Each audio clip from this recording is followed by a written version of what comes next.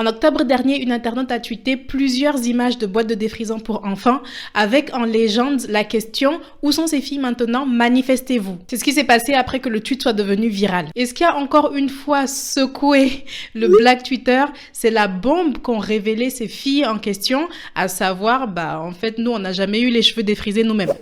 Une fois que tout le monde s'est rendu compte de la supercherie, certains ont émis l'idée de porter plainte pour publicité mensongère. Et c'est là que je me suis dit, mais tiens, ces produits ont aussi été vendus sur un territoire européen. Avec une réglementation aussi stricte qui se veut la mère poule de tous les consommateurs, est-ce qu'il y a vraiment des actions qui sont prévues contre les marques qui font une fausse illustration de leurs produits? Est-ce que toutes les petites filles qui ont utilisé du Just for You peuvent vraiment se retourner contre la marque et obtenir une forme de justice? Analysons la situation. Si vous êtes déjà un petit peu baladé sur ma chaîne, peut-être le savez-vous déjà, lorsqu'il s'agit de communication, le volet de régulation usuel qu'impose la loi concerne le contrôle des allégations. Quand on parle d'allégations, on fait référence à toute propriété que l'on attribue à un produit. Peu de gens le savent parce qu'il y a beaucoup de marques qui le font, mais on peut pas sortir comme ça de son chapeau, ma crème est hydratante, ma crème est anti-rides, ma crème est anti-tache. Parce qu'un des critères à respecter pour qu'une allégation soit considérée comme légalement valide, c'est qu'il faut pouvoir prouver absolument tout ce qu'on avance. Si cette crème est hydratante, ok,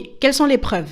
Est-ce que ça a été testé sur un certain nombre de personnes et on a vu que effectivement il y avait des résultats probants? Mais il n'y a pas que des tests qui servent de preuve. Une allégation peut également être justifiée par des éléments de la documentation scientifique. Par exemple, c'est acté que l'hibiscus a des propriétés antioxydantes.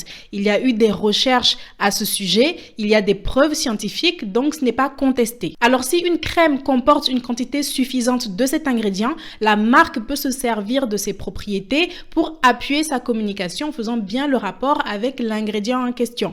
Aux fleurs d'hibiscus antioxydantes. Un autre critère pour qu'une allégation soit légale, c'est la véracité. Si la crème est vendue comme hydratante, pour le coup, elle doit vraiment être hydratante. Et également, l'allégation ne doit pas conduire à des actes de concurrence déloyale en dénigrant d'autres marques. Et là, vous pouvez déjà voir que si on s'arrête à ce premier niveau de régulation, ça va pas nous amener bien loin dans notre cas précis. Parce que, en effet, comme on l'a dit, les allégations font plutôt un focus sur les propriétés même du produit et pas vraiment sur l'illustration qu'on en fait.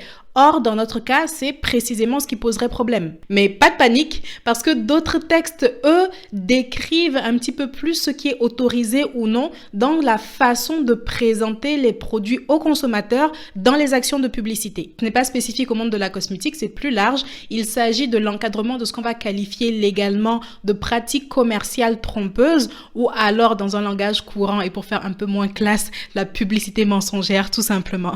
On parle de pratique commerciale trompeuse lorsque la pratique en question crée la confusion avec un autre bien ou service et repose sur des allégations, indications ou présentations fausses en ce qui concerne des situations prévues comme par exemple la disponibilité, la composition du produit, sa quantité, son prix. Par exemple, les allégations du type « Attention, achetez vite, plus que 2 produits en stock alors qu'il vous en reste 160 », ça normalement c'est interdit. Vous pouvez retrouver la liste complète et détaillée de ce qui caractérise une pratique commerciale douteuse sur le site du ministère de l'économie. De toute façon, je mets le lien en description comme d'habitude. Mais en la parcourant, vous allez aussi vous rendre compte qu'il n'y a pas de restriction bien précise sur l'illustration du produit. En fait, les amis, ce n'est tout simplement pas interdit de mettre en avant son produit de la façon dont on le juge bon. Le modèle n'est pas obligé d'avoir utilisé les produits pour poser et également le principe des images non contractuelles veut que la responsabilité de la marque ne peut être engagée si les caractéristiques du produit diffèrent dans la réalité versus sur l'image. C'est comme si l'illustration était juste un exemple du résultat auquel on pourrait s'attendre en utilisant le produit. Quand j'ai posté la vidéo qui raconte un petit peu cette histoire sur TikTok, il y a plein de gens qui ont dit « Mais pourquoi ça vous choque? C'est une pratique usuelle en marketing. » On a déjà vu des Beyoncé promouvoir des produits de L'Oréal avec une perruque. Et c'est vrai, logiquement, pour un shooting photo, on va pas attendre que le modèle aille se laver les cheveux avec le shampoing en question, qu'on vienne lui sécher, qu'on lui mette la crème, qu'on lui fasse un bain d'huile, tiens, pendant qu'on y est.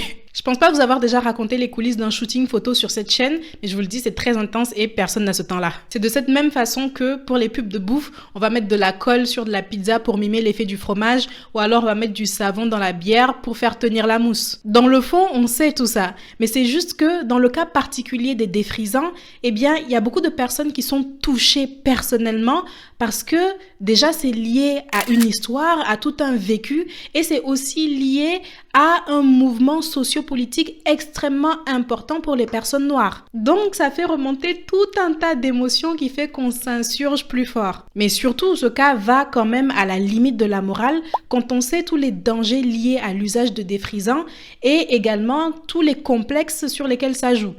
Mais bon, ça, un petit peu comme tous les produits de beauté, me direz-vous. Et justement, en parlant de complexe, une loi est passée en 2017 suite à des discussions quant à l'impact des publicités sur les jeunes. Il a été décidé que lorsque dans une publicité, l'image d'un mannequin a été retouchée pour la faire apparaître par exemple plus mince, plus parfaite entre guillemets, il fallait le mentionner. Cela pour que les gens ne partent pas à la poursuite de critères de beauté inatteignables. Pour les autres secteurs de la beauté, il n'y a pas de règles aussi spécifiques quant à l'illustration des produits. Alors c'est aussi à la nouvelle génération des créateurs de rendre cet écosystème plus éthique en faisant preuve de morale à chaque étape du processus de la création produit. Et si vous voulez faire partie de cette nouvelle génération de créateurs mais que vous savez absolument pas comment faire, allez checker la formation gratuite que je vous ai préparée en barre de description.